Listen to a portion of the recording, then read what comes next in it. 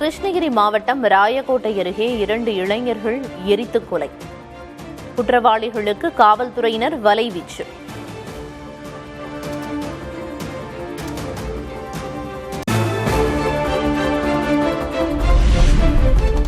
வங்கக்கடலில் உருவானது குறைந்த காற்றழுத்த தாழ்வு பகுதி. தமிழ்நாட்டில் மே 16ஆம் தேதி வரை மழை பெய்ய வாய்ப்புள்ளதாக வானிலை ஆய்வு மையம் கணிப்பு.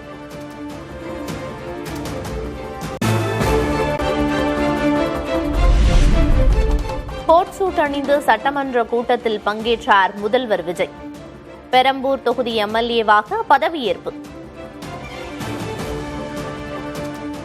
சட்டமன்ற பேரவையின் உறுப்பினராக தேர்ந்தெடுக்கப்பட்ட சி. ஜோசப் விஜய் எனும் நான் சட்ட முறைப்படி நிறுவப்பெற்றுள்ள இந்திய அரசமைப்பு சட்டத்தில் உண்மையான நம்பிக்கையும் நான் மேற்கொள்ள இருக்கும் கடமையை நேர்மையுடன் நிறைவேற்றுவேன் என்றும் உளமாற உறுதி கூறுகிறேன்.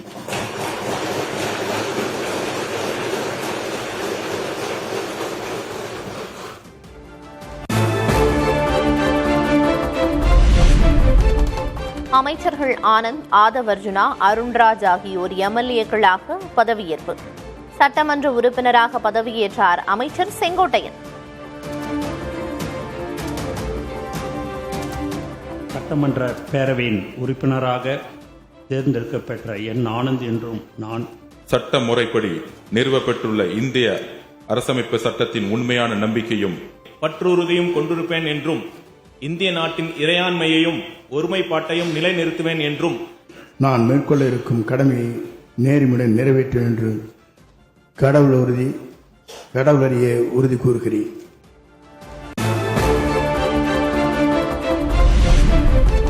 சட்டமன்றத்தில் விஜய்க்கும் உதயநிதிக்கும் எதிராக இருக்கை. சேப்பாக்கம் திருவல்லிக்கேணி தொகுதி எம்எல்ஏவாக பதவியேற்றார் உதயநிதி ஸ்டாலின். சட்டமன்ற பேரவையின் உறுப்பினராக தேர்ந்தெடுக்கப்பெற்ற உதயநிதி ஸ்டாலின் எனும் நான் மேற்கொள்ள இருக்கும் கடமையை நேர்மையுடன் நிறைவேற்றுவேன் என்றும் உளமாற உறுதி கூறுகிறேன்.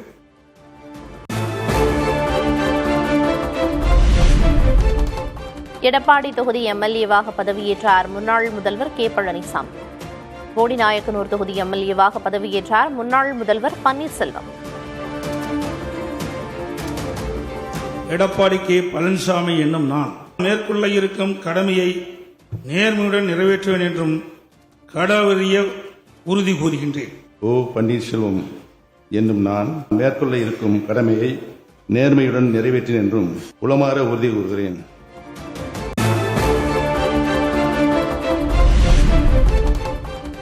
தமிழக அரசியலில் அடுத்த அதிர்ச்சி. 2 குழுக்களாக பிரிந்து சட்டமன்றத்திற்கு வந்த அதிமுக எம்எல்ஏக்கள்.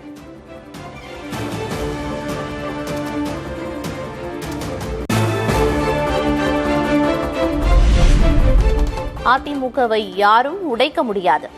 முன்னாள் அமைச்சரும் அம்பாசமுத்திரம் தொகுதி எம்எல்ஏவுமான இசக்கி சுப்பையா பேட்டி.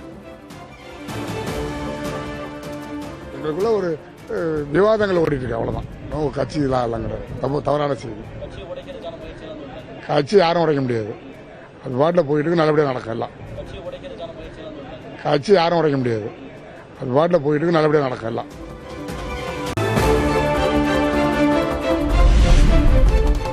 முன்னாள் அமைச்சர்கள் வரிசையில் பதவியேற்காத அதிமுகவின் சி. வி. சண்முகம் உறுதிமொழி ஏற்க அழைத்த போது அவையில் இல்லை.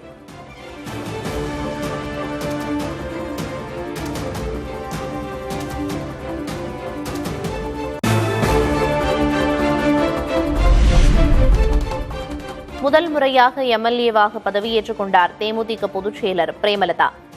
முதல்வர் விஜய் எதிர்க்கட்சித் தலைவர் உதயநிதி அருகே சென்று வணக்கம் செலுத்தினார்.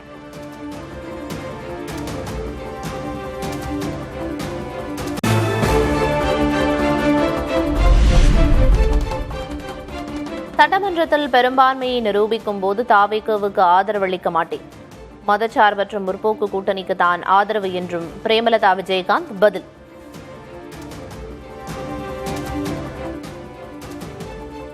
நான் சார்ந்த மதசார்பற்ற வெற்றி கூட்டணியின் சார்பாக என்னுடைய வாக்கை நான் பதிய வைப்பேன்.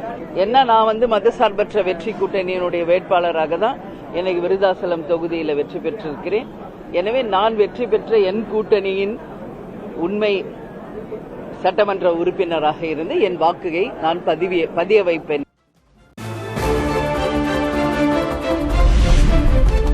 தருமபுரி எம்எல்ஏவாக பதவியேற்றார் சௌமியா அன்புமணி. முதன்முறையாக சட்டமன்றத்திற்கு தேர்வாகியுள்ளார். சட்டமன்ற பேரவையின் உறுப்பினராக தேர்ந்தெடுக்கப்பெற்ற சௌமியா அன்புமணி என்னும் நான் சட்ட முறைப்படி நிறுவப்பெற்றுள்ள இந்திய அரசமைப்பு சட்டத்தில் உண்மையான நம்பிக்கையும் பற்றுறுதியும் கொண்டிருப்பேன் என்றும் இந்திய நாட்டின் இறையாண்மையையும் ஒருமைப்பாட்டையும் நிலைநிறுத்துவேன் என்றும் நான் மேற்கொள்ள இருக்கும் கடமையை நேர்மையுடன் நிறைவேற்றுவேன் என்றும் கடவுளறிய உறுதி கூறுகின்றேன்.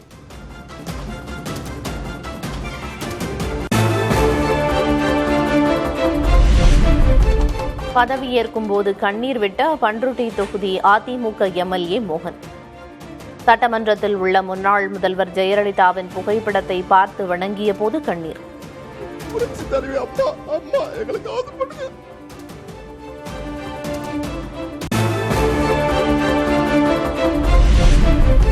சட்டமன்ற வரலாற்றில் முதல் முறையாக ஒன்றாக எதிர்க்கட்சி வரிசையில் அமர்ந்த திமுக அதிமுக எம்எல்ஏக்கள். ஒரு தரப்பு ஆளும் கட்சி, ஒரு தரப்பு எதிர்க்கட்சியாக இருந்து வந்த நிலையில் மாற்றம்.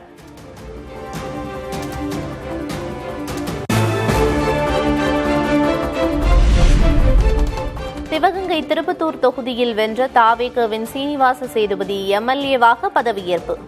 ஒரு ஓட்டு வித்தியாசத்தில் வென்றவர் சட்டமன்ற உறுப்பினராக உறுதிமொழி ஏற்பு.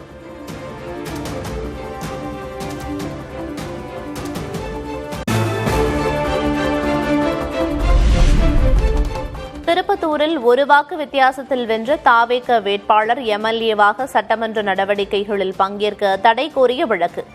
திமுக வேட்பாளர் பெரிய கருப்பனின் மனு மீதான தீர்ப்பை தேதி குறிப்பிடாமல் ஒத்திவைத்தது உயர்நீதிமன்றம்.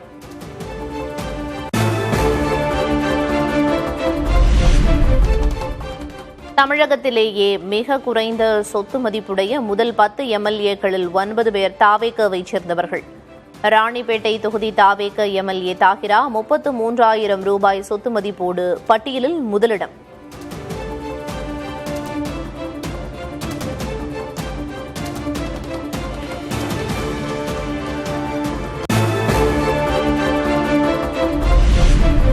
தமிழக சட்டமன்றத்திற்கு தேர்வானவர்களில் 126 பேர் மீது குற்ற வழக்குகள். ஆட்சி பொறுப்பேற்றுள்ள தமிழக வெற்றிக் கழகத்தைச் சேர்ந்த 41 எம்எல்ஏக்கள் குற்றப்பின்னணி கொண்டவர்கள் என அதிர்ச்சி தகவல்.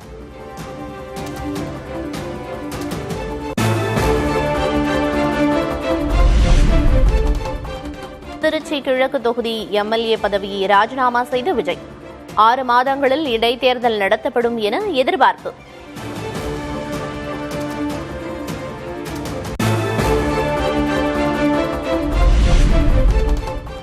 முதல்வர் விஜய்க்கு Z+ பாதுகாப்பு. ஏற்கனவே Y பிரிவு பாதுகாப்பு வழங்கப்பட்ட நிலையில் முதல்வராக பொறுப்பேற்றதையடுத்து பாதுகாப்பு அதிகரிப்பு.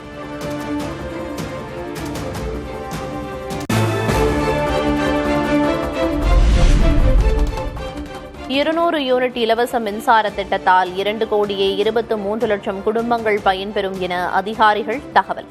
500 யூனிட்டிற்கு மேல் மின்சாரத்தை பயன்படுத்தும் மீதமுள்ள 23 லட்சம் குடும்பங்களுக்கும் தலா 100 யூனிட் இலவசம் என்றும் விளக்கம்.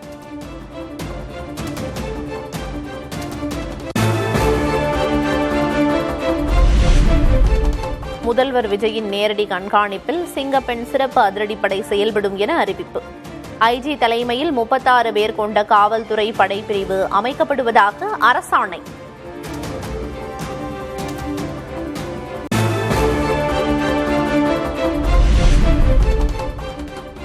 பேருந்து நிறுத்தங்கள், ரயில் நிலையங்கள், கல்வி நிலையங்கள் அருகே சிங்கப்பெண் அதிரடிப்படையினர் கண்காணிப்பு. ஐடி நிறுவனங்கள் அருகிலும் பெண்கள் பாதுகாப்புக்காக ரோந்து மேற்கொள்ள ஏற்பாடு.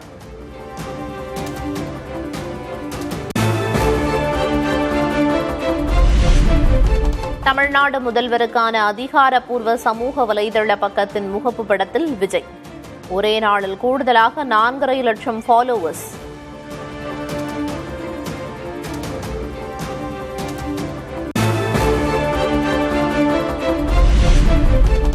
நடந்தது நல்ல விஷயம், ஆனால் சரியான மாற்றமா என்பது இன்னும் 5 ஆண்டுகளில் தெரியும். தமிழ்நாட்டு ஆட்சி மாற்றம் குறித்து பாஜக முன்னாள் மாநில தலைவர் அண்ணாமலை கருத்து.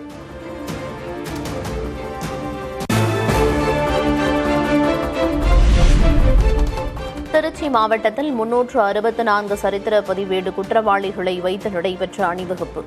குடும்பச் சூழ்நிலை மற்றும் குழந்தைகளின் எதிர்காலத்தை கருத்தில் கொண்டு நல்வழியில் நடக்குமாறு எஸ்பி அறிவுறுத்தல்.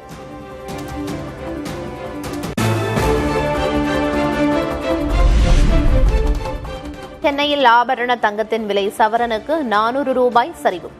1 கிராம் தங்கம் 14,100 ரூபாய்க்கு விற்பனை.